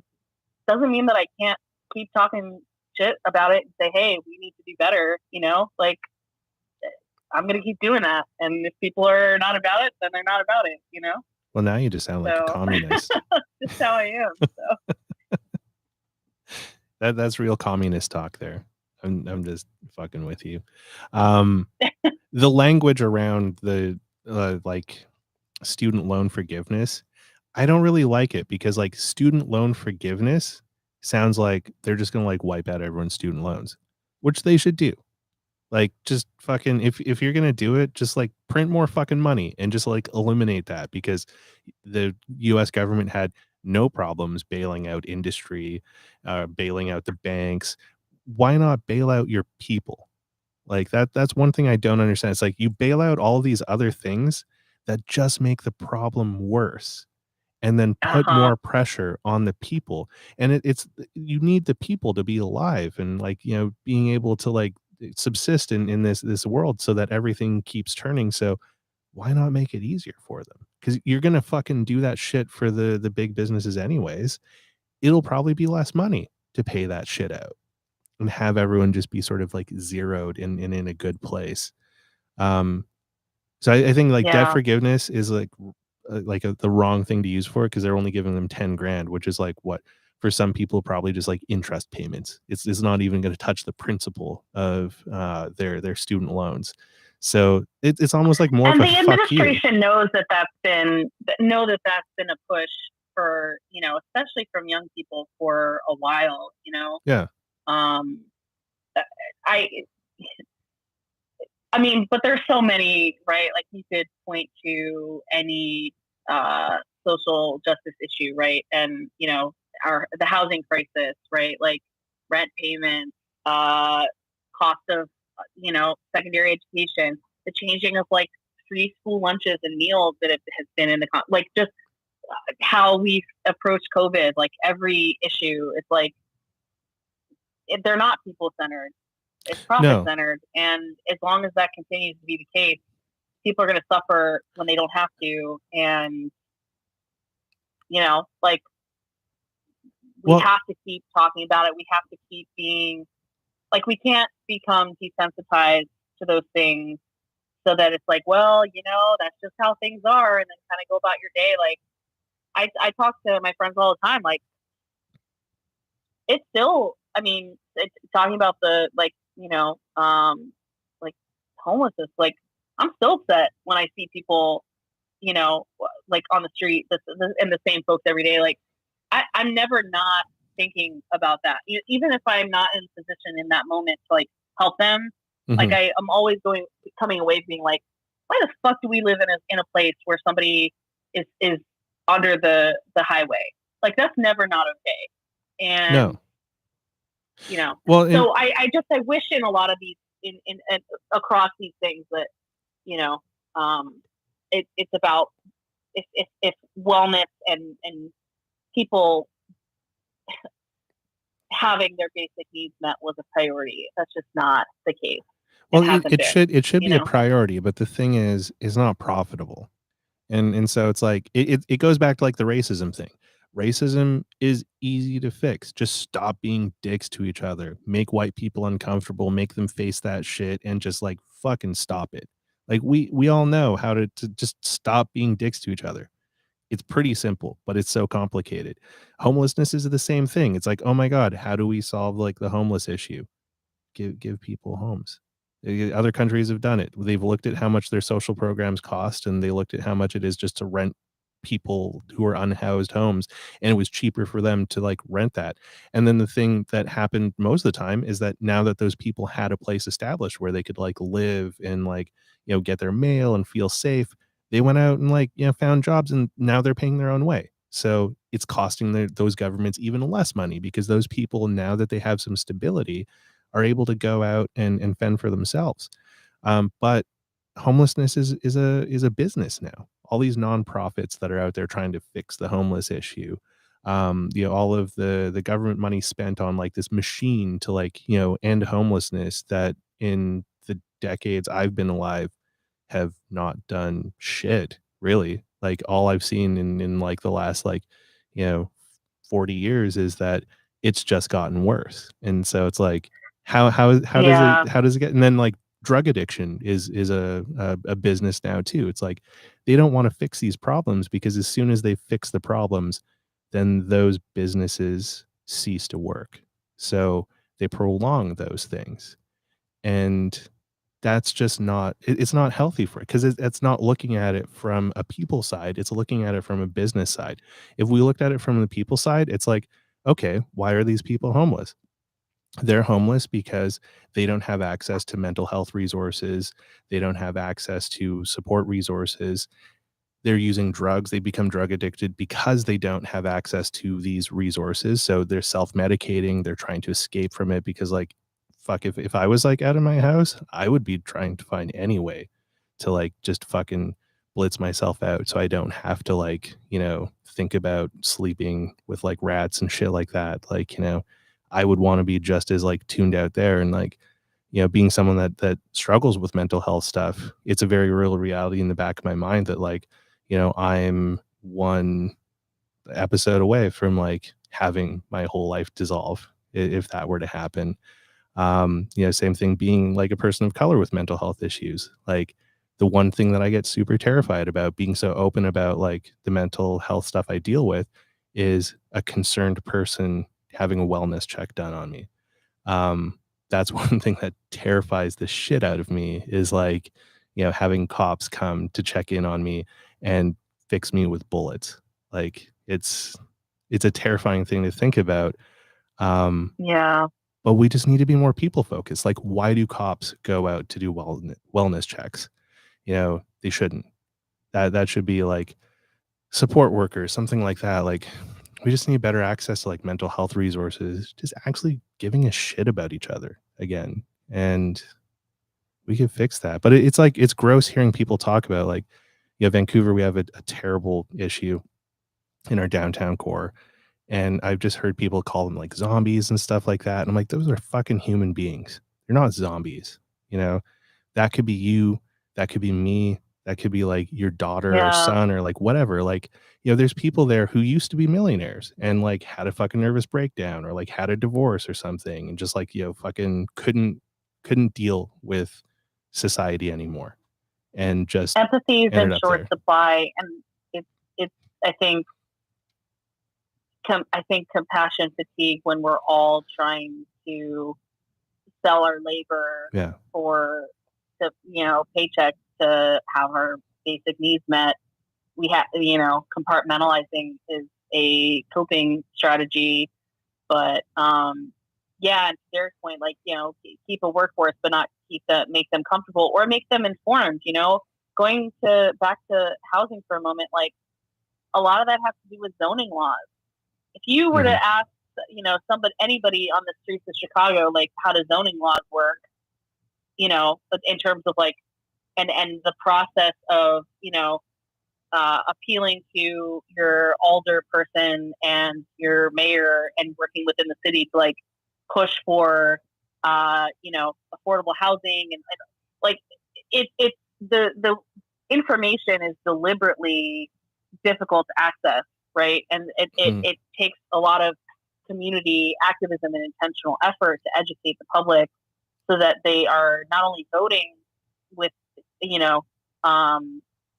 and voting is important, but that's just like one step, obviously. But it's like you withhold information, and I think that's why like paying attention to the education space, which there's a lot of. I mean, I was born and raised in Florida, and Florida's like a hotbed of shitty, racist, terrible ideas. I thought like that's where every... that's where like Mensa was headquartered.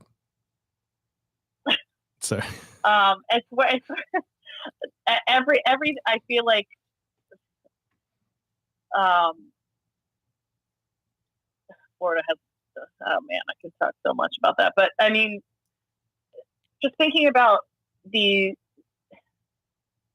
the changes in education about how we talk about um, our history, Yeah. like things that have happened and what is allowed in schools versus what's prioritized, what's funded.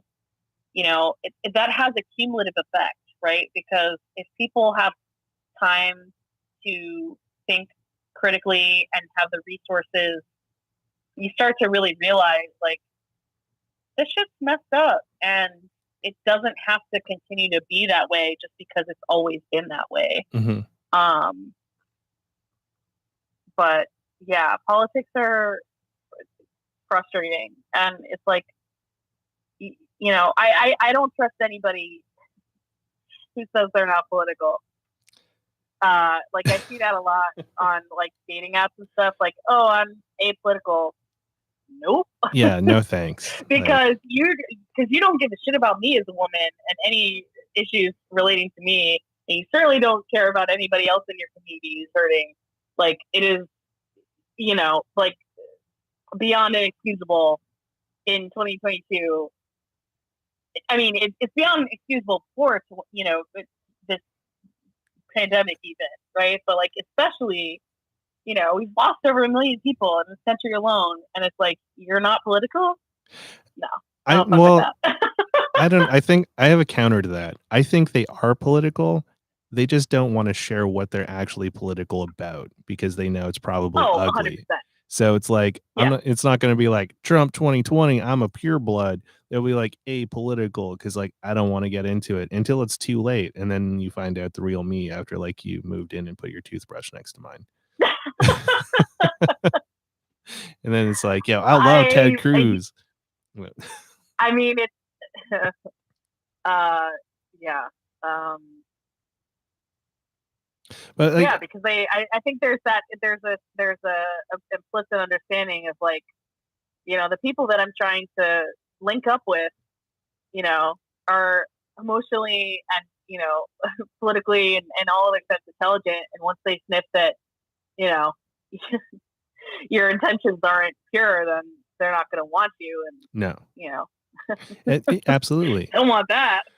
Well, going back to like some of the problems, like a lot of what we're facing now and what's been escalated over the last few decades has like deep roots in like deregulation and like Reaganomics with like the whole trickle down like bullshit and all of that, where they took the leash off of capitalism.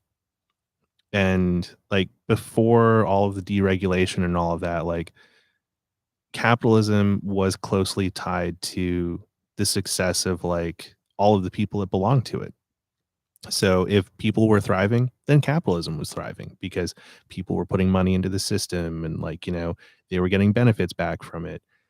But when they deregulated all that shit and allowed capitalism to just make unfettered amounts of money without giving a shit about the people that are inside of it, then we got to where we are now. And like it's super fucked up when you look at during the pandemic, we were all suffering, but all of these businesses recorded record profits. But then it's like, oh my God, no, we can't give more to our employees because like we made 300% more money than we were expecting to make. But like, where are we going to find this money to like give back to the people because we had to give it to the shareholders? Like, it's that's where like all of this shit like went off the rocker. And then things like, people looking at properties as like a for-profit thing. It's no, housing should be a right. It shouldn't be a profit center. It should just be like rents should be regulated and controlled and not fucking unreasonable. Like there's no reason why a shitty 1-bedroom apartment in Vancouver should be like $3,000 when holy shit, that's a lot. Oh, man. Well, like the average like 1-bedroom I think is like teetering around like $2,100 to $2,500 right now. And like a lot of people just get locked into like shitty apartments because they have cheap rent, and then they're constantly fighting their landlord because their landlord wants them out so that they could like raise the rent. So like the landlord is trying to find legitimate ways to kick out an otherwise good tenant just because they want to make more money because they're struggling with their own shit as well too. And it's just like we could fix this. Just make it so that like people don't struggle with these things. Have some intervention about like, like rent control, things like that, so that people don't have to like stress about living. Like we've done it a couple times here in Canada where the Ontario government, before it went conservative, ran a program on giving people living wage where, they had enough money to like pay for their place and just live. And it was super successful. It was a great pilot. We even did it in the 50s in a town in Saskatchewan for like nearly a decade. They gave everyone there a living wage. And they did it in a depressed town that like had poor health, had high unemployment. There just was not a lot of productivity in this town.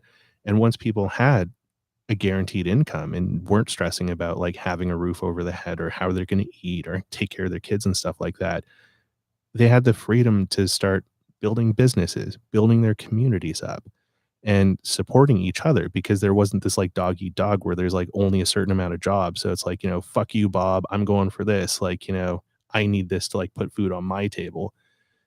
It was interesting to see how all that worked, but then it was all conservative governments would come in and be like, "Oh, this is just a bane on the system, and we need to like stop this because like it's dragging tax dollars down." It's like, no, actually, like it's affordable to take care of your people. It's cheaper than just giving them handouts that keep them trapped in a system. Like if you give them tools to get out of it, then everything's just going to be better. But it's just like, I guess that's too socialist or like communist of an idea for a lot of people to like stomach and be like, okay, yeah, everyone's deserving of being able to live a quality life. I feel like Chicago is better than, although, I mean, certainly there's a history of corruption in the city and there's a lot to be, desired in terms of the political landscape. But I mean, I think socialist ideas are more amenable here and have a history in the organizing in the Midwest than in other places. And it's, I think there are 5 or 6 Democratic Socialists on our city council out of 50, which like is not, of course there would be more, but I think there is a consensus that, a growing consensus that, we community power and activism and changing all of these different things that you're mentioning is a people movement that, just it has an urgency that just can't be ignored. We can't keep going on the way that we have, and no. And I am also, I mean, I as a relatively new person to kind of bringing it back to art and photography, like I think that there's still room for Chicago to grow in terms of like gallery spaces and featuring up and coming artists and artists of color and young artists like in CPS. And I think, but I also think there are like there is good work happening and there is more growth that needs to happen in that space, and art is important. I don't think I wish I could go back in time because I went to a large public high school in South Florida, and like they had a dark room, and I don't know if it was actively being used when I was a student there, but like it would have been very easy to set up like a photography club, and like that wasn't a focus because it was all about STEM and about AP classes, and I'm not knocking those things necessarily, but like art is important. And I also, when we're dealing with crises, whether personal or existential or things that are happening in the world, it's like what do we turn to? Music, art, television, film, which are all, are different art forms. So it's like we have to put the money there. And that has to be organizing that's happening on the local level, but it's also the national level, and pushing, our government to prioritize, like we have Pell Grants within college. Like, why don't we have art grants? Yeah.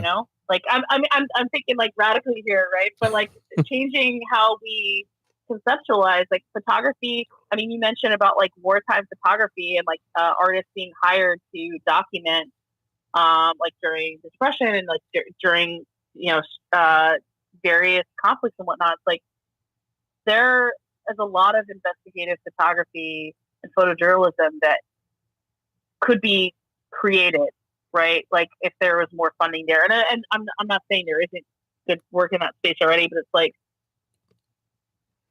it has to. We have to keep talking about and making action towards making that truly accessible and something that's valued.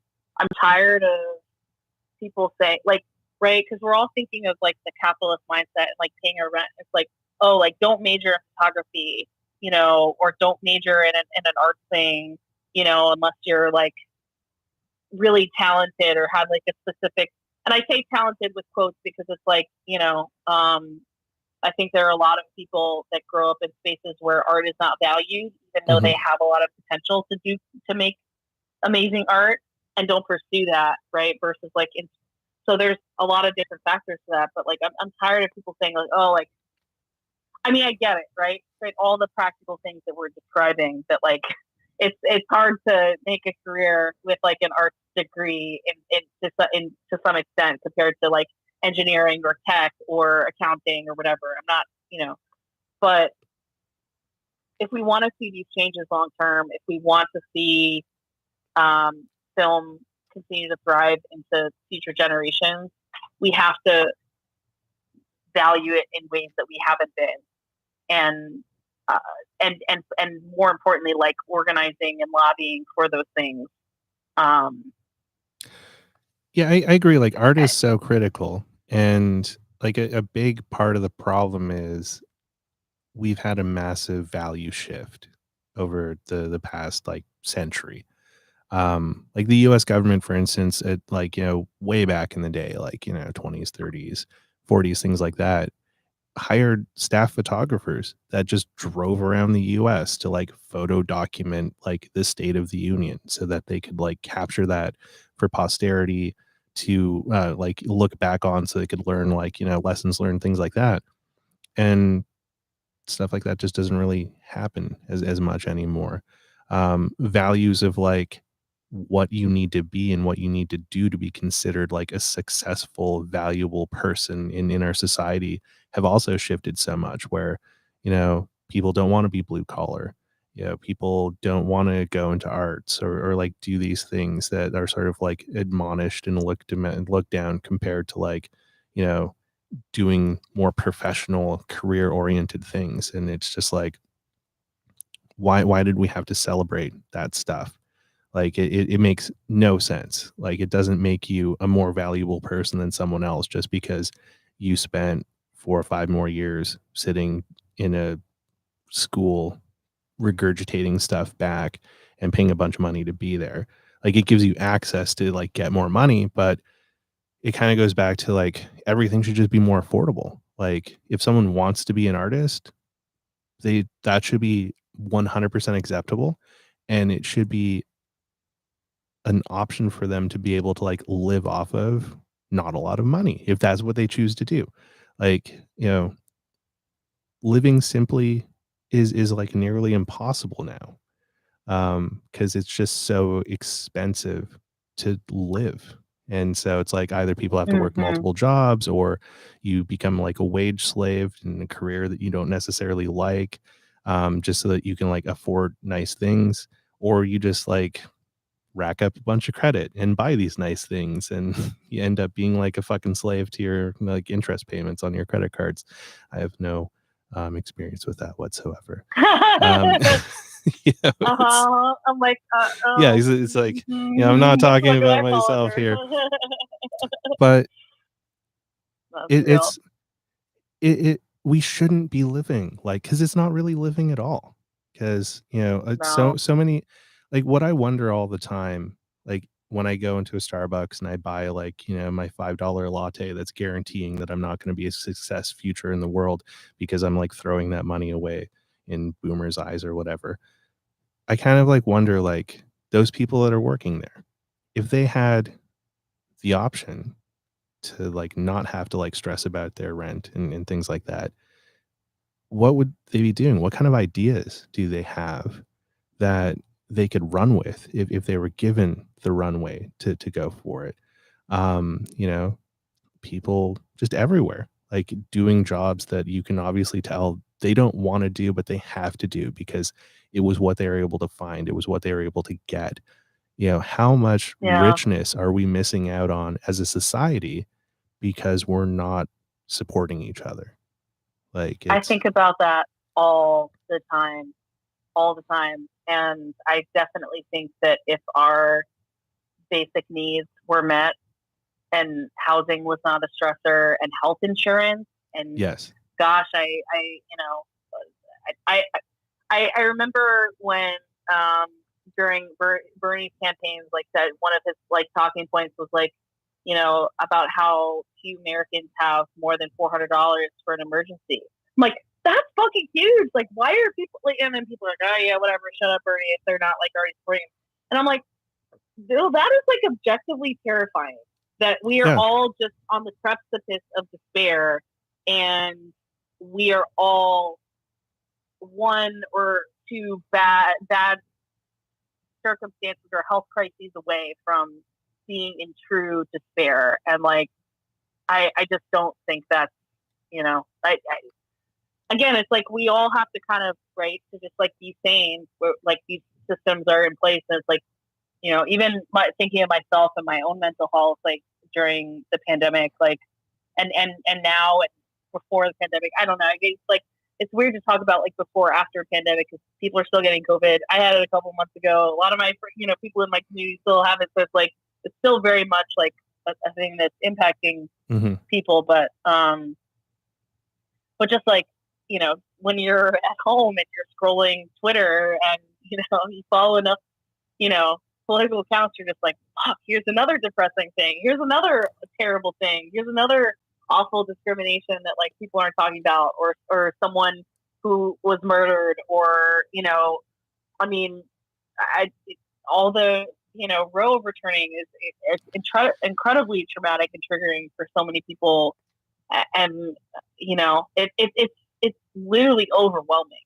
And I think a lot about like people who are dealing with anxiety and depression. It's like, I think that in a lot of ways that is a rational, sane reaction to a very insane world that we're living in. And art is, I think for a lot of people, is a form of salvation and just like life sustaining. I know for me, like that, it's been huge for me. I mean, not great for me financially, right? But like in terms of my like personal and fulfillment and just tapping into different parts of myself through what I'm capturing. I mean, I can't put a price on that. It's been huge for me, and I know it will continue to shape my life. And there's something so precious about film, but whatever purpose, or whatever subject that you're drawn to, there's something very precious about that. The community aspect, the preservation. I think for me, a lot of when I've been thinking about like why photography has been more of a recent thing, like I think about just like the memory and preservation of like, I don't have a great memory, and like Alzheimer's runs in my family, and heart stuff too. And it's like, it's a very precious thing, like that consciousness and memory, and like in terms of the course of your life. And photography and film as like an anchor to your life and your community. And like I think about, taking pictures of like restaurants that like were around that no longer exist, Mhm. right? That were like communal spaces for a long time, or you know, like taking pictures of people who are no longer with us, right? And like there is a universe within a person, and like capturing them through a portrait is such a gift in a moment of time, and there's something so special to that. Even like self portraiture, like it sounds silly, but I love like taking photo booth pictures. I'm looking at like my desk, and I like I can't resist the photo booth. Okay, like Photo it's booths silly, are awesome. It's like I just take. I mean, they're goofy, whatever. But it's a snapshot of like where I was in a moment, and eventually I'm gonna do some kind of like collage thing, maybe like a mixed media thing to like put them all together because I have dozens now. But it's like a snapshot of and usually it's like I will take that when I'm in a good space or I went to a really great concert. Chicago has an amazing music scene, Mm-hmm. and it's one of the reasons why I moved here. But it's like capturing that moment in time is something so precious about film, and I follow a lot of folks who like use analog film, whether Polaroid or medium format or whatever format they're using for like to take pictures of like their weddings or as their kid is growing up, and like all of those moments are extremely precious and worth capturing. And so there's just so much importance to art into film, and I've been thinking about that a lot. It sounds like it just came to you just now. No, I'm just fucking with you because Well, I might true. listen. My mind is like a constant like ping pong thing where it's it's not always like a linear connected to dots, but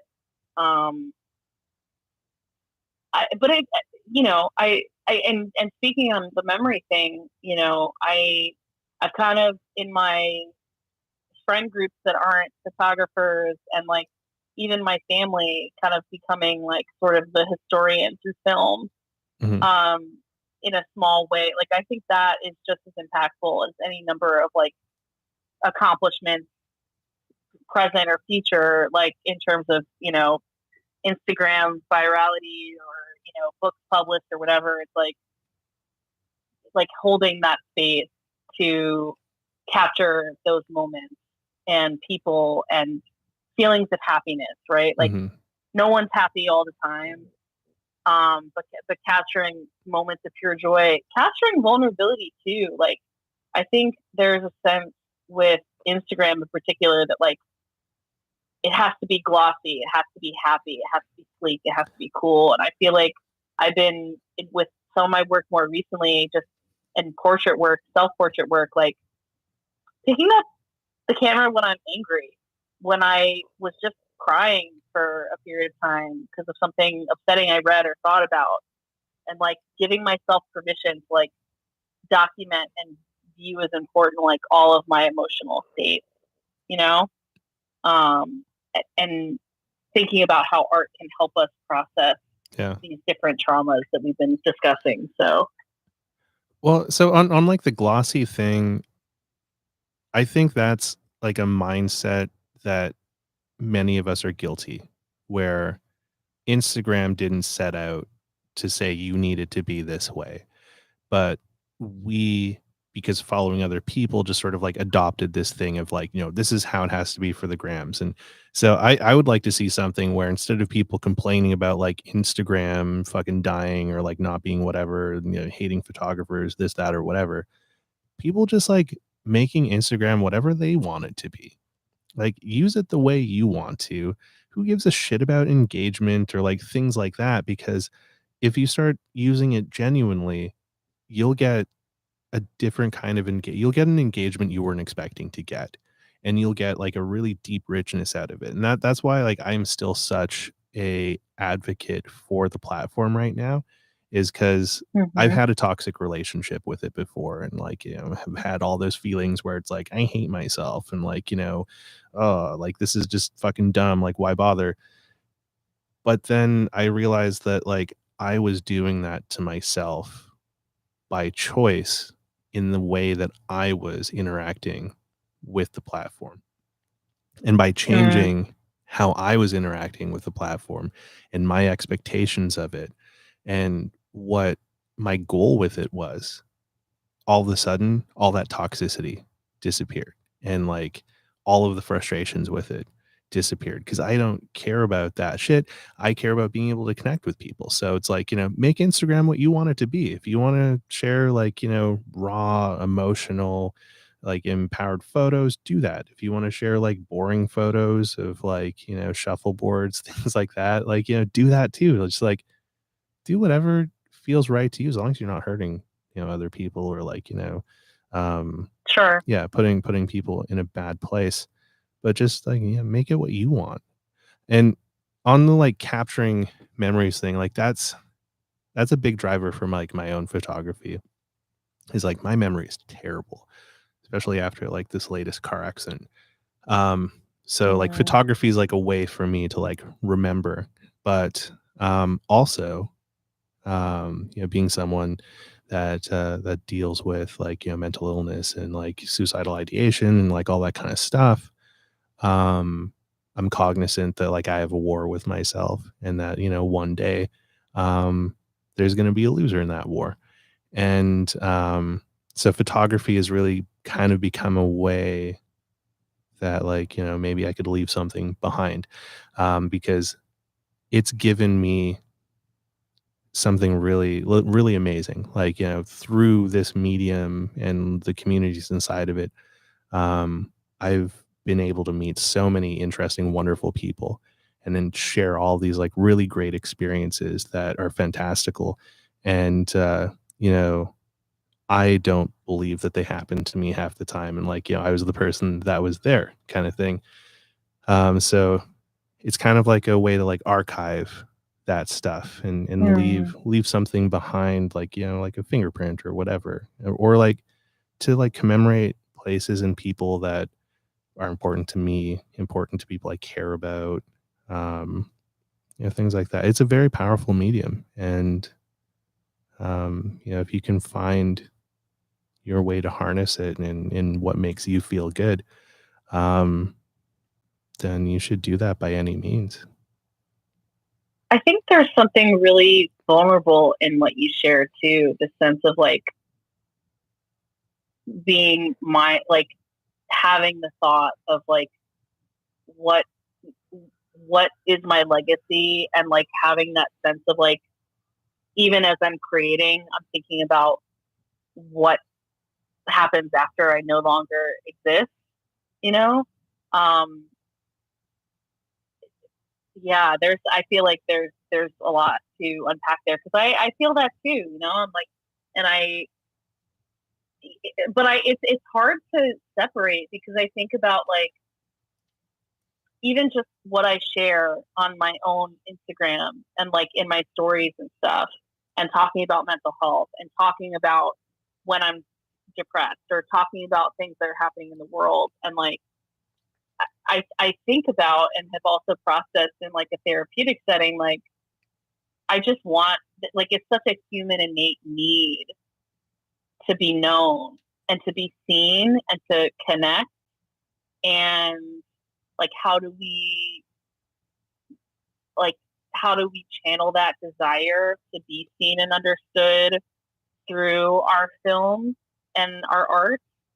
Um, because that there's so much isolation, in Hmm. a lot of like art in particular, right? I mean, speaking for myself, like most of the photography that I've done so far has been a solitary thing, and a lot of that was COVID, but also, you know, I spend a lot of time alone, and there's a lot of beauty in that, but there's also a lot of pain in that, and isolation and depression, and like, it's like it can be sort of a self, like a not self fulfilling, but like sort of a uh, A a self-perpetuating? cycle that's hard to get. It's self-perpetuating, and it's Yeah. like it's very hard to get out of when you're in it. And a lot of what you're saying resonates. Um, but like being okay with like just like you said, sharing what you want to share and being yourself and not being afraid or mindful. But it's really hard to completely filter that out. Like, and I think of Yeah. myself as a confident person. You seem pretty self-assured, at least in the It's a limited lie. sense of what I've seen in your and how you present yourself in interviews, right? Of course, like we're all complex in universes within ourselves, and often our inner talk is a lot meaner than like anything we share with other people, Mm-hmm. right? But like that sense of just wanting to be known and understood, and also the sense of like, and I think about this too, like if I don't share my photography on Instagram, like or on any sort of platform, like a part of me will die with me if I don't share it. You know what I mean? Like it's like that's a whole part of my psyche and my thought process and my values that's being channeled through what I'm creating. That like if I'm not sharing, and I'm not saying there's a right or wrong, right? But I think that's just my own anxiety of like Mm-hmm. how many people really know me.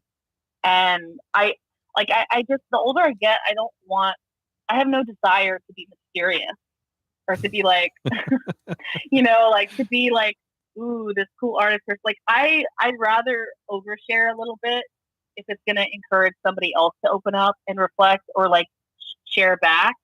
I'd rather like lean heavily into like, let's share, let's connect, let's bond. Like if you're open to that, than to sort of be closed off and seem aloof just to be cool. Because like the, everybody has those moments of insecurity. Like I don't care what you look like or how privileged you are or what your background is from or how much experience with photography you had. Like we've all had those internal struggles, and it doesn't help anybody to just keep that locked inside and never talk about it. No, not at all. Like, yeah, we all have those like inner demons and gremlins that, tell us we suck and nobody likes us. Which I mean, like for some people, probably not wrong. But for a lot of us, it's just bullshit. And like, don't listen to the gremlin. Um, but yeah, it's hard finding ways to like sort of manage that and like mask that and figure out how to present yourself in this world that we're part of, because there's a lot that we have to manage that's just it's not healthy for like our mental health or to be um I don't even want to say successful, but like just like fruitful human beings where it's like we feel contentment and have room for like joy.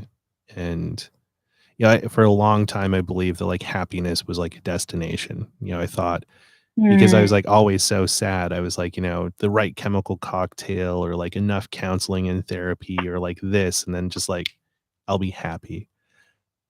And that was the biggest lie I've ever told myself for the longest time. mm. Because through all of that therapy and whatnot, I realized that like happiness is like it's around us all the time. Like there's opportunities for like happiness and joy around us constantly, even in like the darkest moments. And it's really up to us if like if we can see that and capture that in those moments and like sit with that joy and happiness even in our darkest times. Um and it's just like finding a way to be like receptive to happiness and um yeah. And in like sharing that It's with other what you're people too. choosing to see.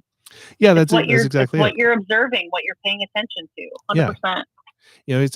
You can filter it absolutely and just see like the worst in everything and like be like everything sucks and like I hate everything. And I get those moments like all the time. Like, it's but then I like kind of reframe it where it's less like, yeah, but I've been able to do like all this cool shit. Like I get to talk to you tonight and like learn about you and have this like really great engaging conversation. And you know, that's a thing of joy, and we get to share this moment with, you know, probably a few dozen people and whoever else listens to the podcast later, and like that's also a cool thing too.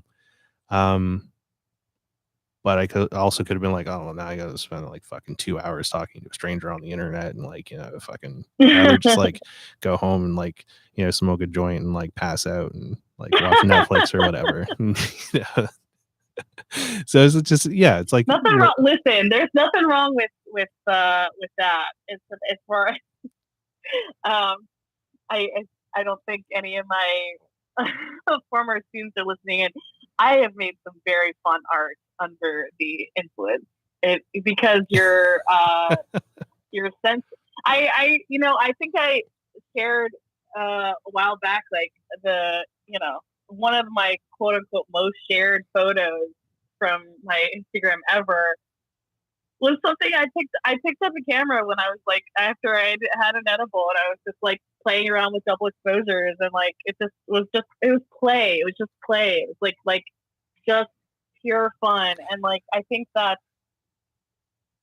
like making space just for fun, and it doesn't necessarily, right, like have to involve substances, of course, but just like there's something about sometimes that just is like a means or a tool that people can use to get into the more like present, playful, curious state of mind that leads to really great ideas and projects, and reframes of like your own art and vision. Well, and I think like you hit an interesting thing there. Play. It's something that like so many of us have like forgotten, is that like the importance of just like being silly and playing and not being so serious all the fucking time. And Yeah. you know, just being kind of ridiculous. You know, I think we need more of that to like just like be healthier people, to have like a healthier society. You know, it's good for the colon. Yeah. Yes. I am so delighted by like wholesome trends like that, like I just, yeah, I eat that stuff up. I just, anything that brings joy, no matter how like silly it is, like, I don't care how old I am. If something's cute or wholesome, like there's a company that I follow on TikTok, this like soap company, and it's just like this, older gentleman, probably like in his 60s, like, hello there, I'm so and so, and here's my soap, and I'm just like, fuck yeah, man, keep that positivity going, keep the silly, like, with like corny jokes. There's like, I love that kind of energy, and I think allowing that sense of play and wholesomeness like is really delightful to bring into art. It absolutely is. We need to have more of it, more play and more silliness. And I think that's like a fun note to cap off our conversation with. Is totally. You know, we went through some heavy stuff there. And I appreciate That's me in a nutshell. No, but like, so I'm like intense and silly at the same time. Like my Instagram feed is like support reproductive rights. Oh, look at this little puppy like hugging his cat, and it's just like, it's just both and all the time, silly and serious. You gotta have a little bit of everything. But yeah, like that's what I like about like the format that I've kind of come up with here with all of this is, and you mentioned it earlier, where it's like you want to know more about the photographer and like, what motivates them and what drives them and what interests them and stuff, and that's what I want to know when I'm talking to people here, is like, not just like, oh, you use Polaroid, and like, oh, you use an SX70, so we can definitely continue talking because like you are using a elitist Polaroid, blah blah blah. I don't really care about that. I'd just be as happy talking to someone that only shoots on disposable cameras, or someone that like, bought a shitty digital camera from Salvation Army and makes like cool lo-fi stuff. It's more about like totally. learning. about people and their convictions, because that shows up in the art that we create, and you can see that. Um, and I think like people with like really interesting, strong convictions that have like a genuineness and honestness about them, that really transfers into their work, and you can see it and you can feel that in their work too. So, I really I appreciate you, getting deep with me here today. It was a lot of fun. Thank you so much. This was great. I love this conversation. I really appreciate you making the time and just like having me on just from kind of sort of being an engaged participant in other conversations. That was a really cool connection. I'm glad I could be here, and to everybody who tuned in to hear us talk and hear me rant about all these things. Thank you. I wasn't watching the comment section a ton, but like what I saw, like just a lot of friends and people that I've had different interactions with, either on social media or in person, and it's like I feel very I'm just very appreciative and feel like just all the good energy from that, and it means a lot. So thanks for being here. Agreed. And thank you for sharing some time with me today. It's you could have done a lot of other things with your evening, but you came here instead. So, I Happy really I could appreciate be it. here. Thank you so much. I'm gonna let Thank Mr. you. Mocha walk us out here. Um, Next week I'm going Walking us to out. there we go. Yeah. Next week we're gonna have Bill Manning on with us, Studio C41. Really curious to see him on. I've followed him on the grams for a while, and I dig his stuff, and thought it'd be cool to have him on. So tune in next week for that. All And right. thank you so much for hanging out with us, and thank you so much for being here. And stay safe out there, and just don't be a dick to each other. Thank, thank you. All Good right, night, everyone. take care, Casey. Bye. Thanks for listening. Bye bye. Bye.